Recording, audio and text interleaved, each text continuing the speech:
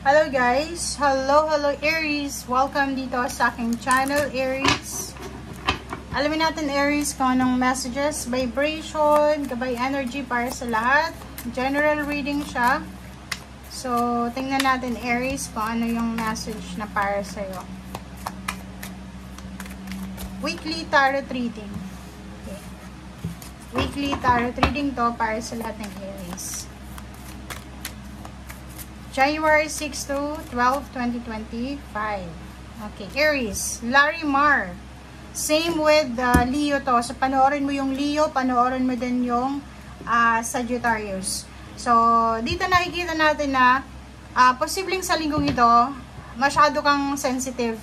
Emotionally, medyo pikon. Pwedeng makakaramdam ka ng pagkapikon, pagkainip. Yung nakikita ko sa'yo dito, may inip ka.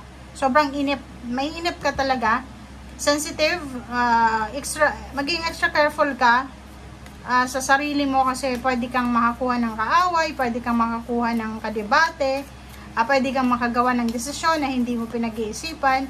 So make sure na bantayan natin ang ating emosyon sa linggong ito, okay? Pwedeng marami kang mga negative thoughts na kailangan mong alisin sa isip mo kasi kasasimula pa lang ng 2025. Tingnan mo, oh. 'Di ba? Kakaloka 'to. Dapat alam mo yung energy na 'to, dapat ginawa mo 'to. Or pwede mo naman siyang gawin araw-araw.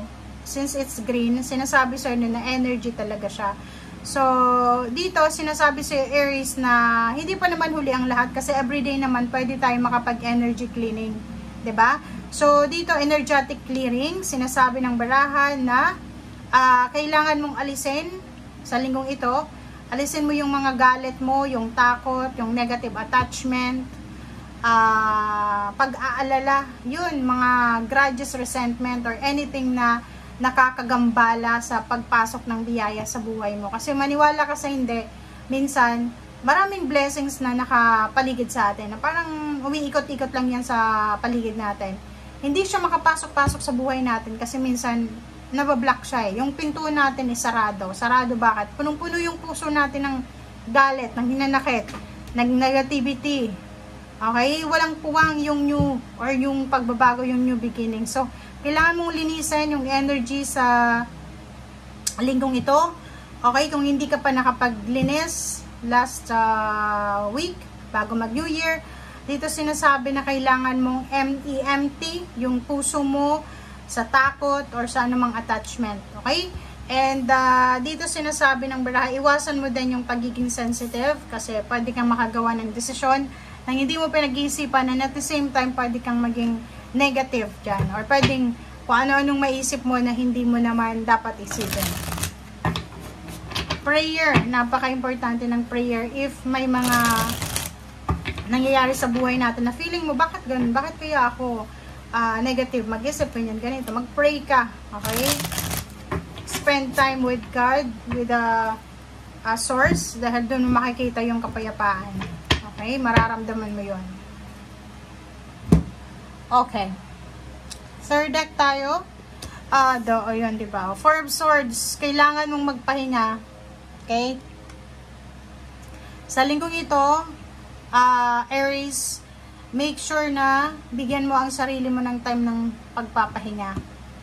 Matulog, kumain ng tama.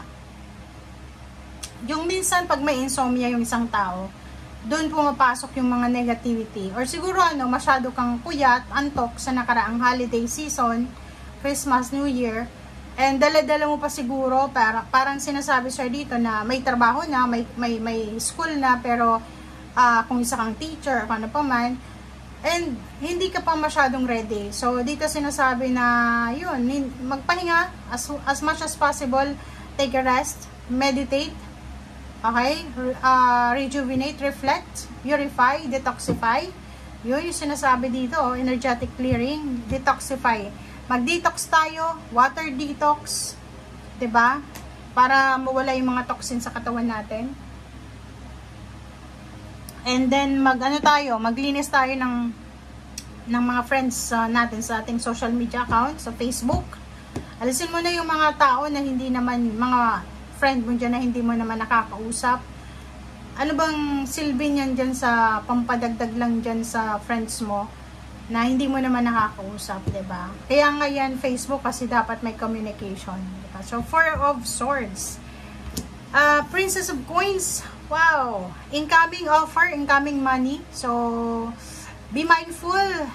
Pay attention dito, Aries, kasi may paparating na pera sa buhay mo. It's either offer, financial offer, sa job offer, business offer, help, financial help. So, kailangan mong maging careful dito, okay? Kasi parating na siya. Five of Coins, nakikita ko sa'yo dito na yung mga financial problems mo, health problems, or any problems na involve yung money and then health, ay posibleng mawawala na siya, okay? Pwede na siyang mag-disappear sa buhay mo simula ngayong linggong ito. High Priestess, makinig ka sa sinasabi ng iyong intuition, kasi minsan, di ba, magtatanong ka, bakit kayo naisip ko yun? Ito yun, pwedeng yung naisip natin, binubulong siya ng angel sa atin, okay? So, makinig ka sa sinasabi ng iyong intuition. Three of Wands, collaboration, nakikita ko yung business. Pwedeng may salary increase, may offer ng higher position, ng mga kung ano man na financial new beginnings ito. Merong business opening dito. So, kung may balak kang mag-business, possible na yung business na binabalak mo ay posibleng mag-boom talaga siya. Wait lang, guys.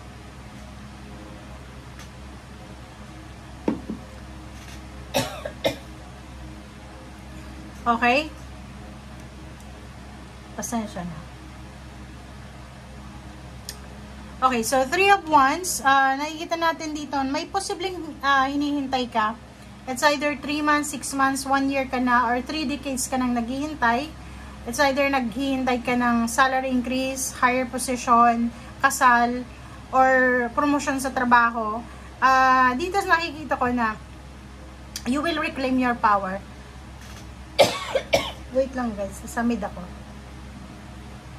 Okay, so Aries, nakikita mo dito yung Emperor. Sinasabi ng Emperor dyan na posibleng merong appraisal dito, 'di ba? Parang makakatanggap ka ng anong tawag diyan? Yung parang itataas ka, 'di ba? Parang ganoon. So, you will reclaim your power dito. Mare-reclaim mo yung power mo, makukuha mo kung ano yung nawala sa iyo, ibabalik ng universe kung ano yung nararapat na ibalik sa buhay mo. And balance, security and balance yung posibleng makuha mo. And Nine of Cups, isang emotional wish ang posibleng matupad, okay?